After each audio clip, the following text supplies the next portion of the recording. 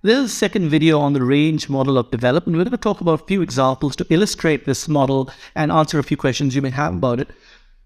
Now, one example we can use to illustrate the range model is the example of Nadal. Nadal is a great clay court player. That's his light. He's a great baseliner, and he was a king of clay, and he won every single French Open that he entered it. But he always used to lose to some other player in the Australian, the US, and the Wimbledon. That was always won by Federer. And Nadal was like the number 2 player for, I think, 164 weeks continuously. It was the longest time anybody had become a number 1 player. So his light was great, but it was also a little reactive and defensive that became the burn, and he didn't have the all-court game. But in order to develop his, volleying, etc., to win at Wimbledon, he had to take a few risks. So when he goes and plays volleys, for example, at Wimbledon, he's uncomfortable. He could get passed if he tries to hit faster services, which is required on grass, to get full purchase. You can double fault. If you hit flatter shots, you could hit the tape. And that's his shadow. That's what he was afraid of. But he kept on practicing it, so maybe he got a low percentage of winning shots on those games against lower players. But as he practiced it, the first Wimbledon, he lost in 4 sets to Federer. Then he lost in 5 sets the next day. It was closer. And the third time, he won in 5 sets, one of the greatest matches of all time, 9-7 in the 5th. Now, the thing is, although he developed the ability to serve and volley when it required, he didn't change his natural style. He's still a baseliner, and maybe it's 95% baselining on French and 92% or 91% on Wimbledon, but he's still a baseliner. The difference is on those points when he needs to go up front, he can, and he does. That allows him, therefore, to go and win the Wimbledon. That he won the Olympics, the Australian, and the US Open, became the undisputed number 1. But it's only when he was willing to try those things that were hard for him that he was able to break out. And another great example of this is Steve Jobs. Steve Jobs has some great lights. He's innovative, he's assertive, he's risk-taking, he's micromanaging, he pays attention to the details. But he didn't know how to handle a large company. And so he said, okay, I need somebody who has the complementary strengths. Instead of developing my own shades, let me hire John Scully from Pepsi. One of the great lines of marketing history when he goes to Scully and says you could spend the rest of your life selling sugared water, you could come join me at Apple and make a ding in the universe.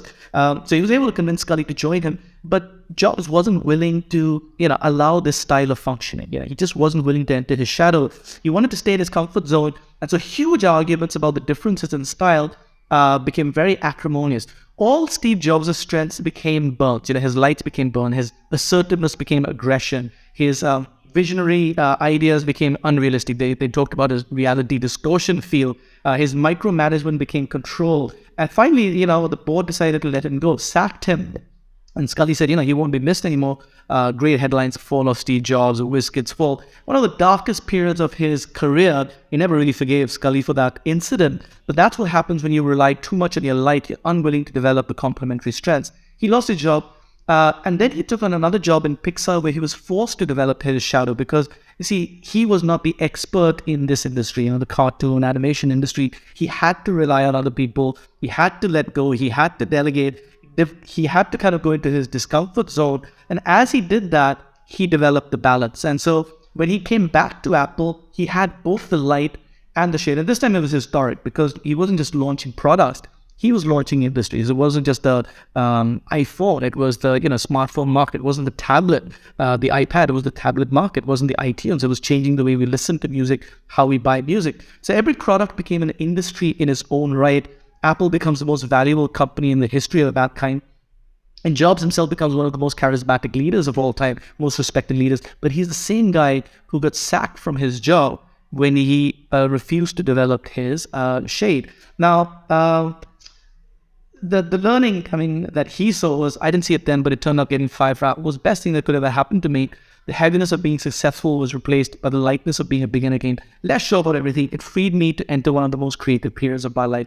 The point being that in order to move to the next level whether you're a Nadal or a Jobs, you need to let go of what has made you successful. Go out of your comfort zone, and people, you don't need to change your personality. So it's not like Steve Jobs is a different person that people remember him for his delegation skills. They still remember him for his innovation, his assertiveness, his selling, his, visionary aspect. Nadal is still the king of clay. People don't remember him for his serve and volley. So you don't change your style. That's what people will always remember you for, but you need to be willing to go out of your comfort zone when it's required so you can fully express your strength. So it's a little bit like your light is your accelerator. It's what gives you your drive, your momentum, your energy. It's what people remember you for. It's what you can contribute most from. The brake is like your shade. It gives you the power over your, control over your power. Power is nothing without control. See, how fast would you be willing to drive a car that only had an accelerator? Maybe 2 kilometers, But when you have both the brake and accelerator, it allows you to go as fast as you possible. So if your light is to be friendly and helpful, the danger is you get stretched or taken advantage of. But if you develop your shade, your ability to say no, well, you see what's possible then is you can give even more of yourself, because if somebody does try to take advantage, you'll just say no. And so it's a little bit like light is your accelerator. The brake gives you power, control. So if you need to stop, most of the time on a road, you're going on your accelerator. Your foot is on the accelerator. Goat comes in front of you. You press the brake, you use the shade, you use those behavioral skills that don't come to you naturally, but you just go to where it's required. And once the goat has gone away, gives you a little sheepish smile. Sorry about the pun. You go back to the accelerator, you go back to the light, because that is what works for you. That's what your power is.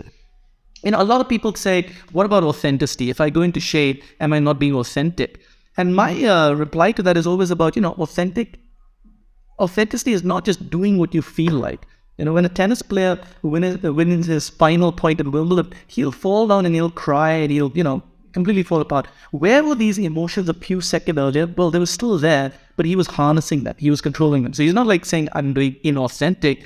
Discipline is controlling your natural instincts.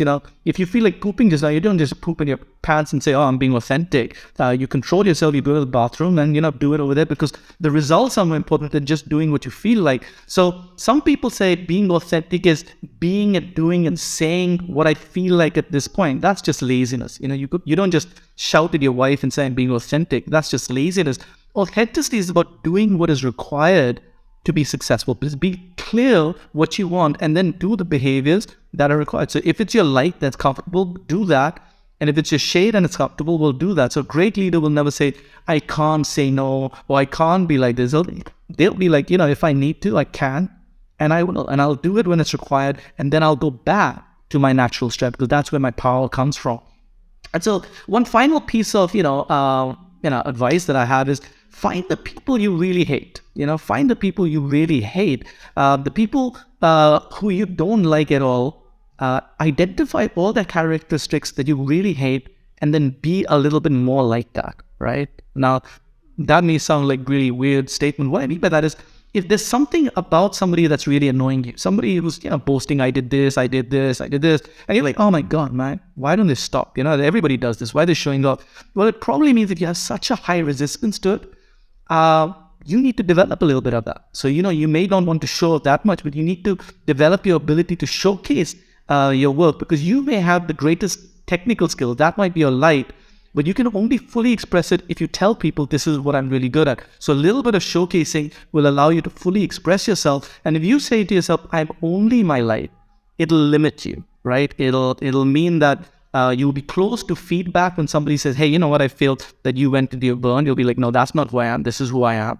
You'll be close to opportunities. You won't produce the results. It'll stop you from working with people different from you. So be willing to develop your shade and go into your shadow. That's how you will fully express what strengths you have and allow you to reach your full potential. I hope that was helpful. And, have a look at the video on the range questionnaire so you can see how to read your output if you have done the questionnaire in your outputs. I hope that was helpful. Have a great day.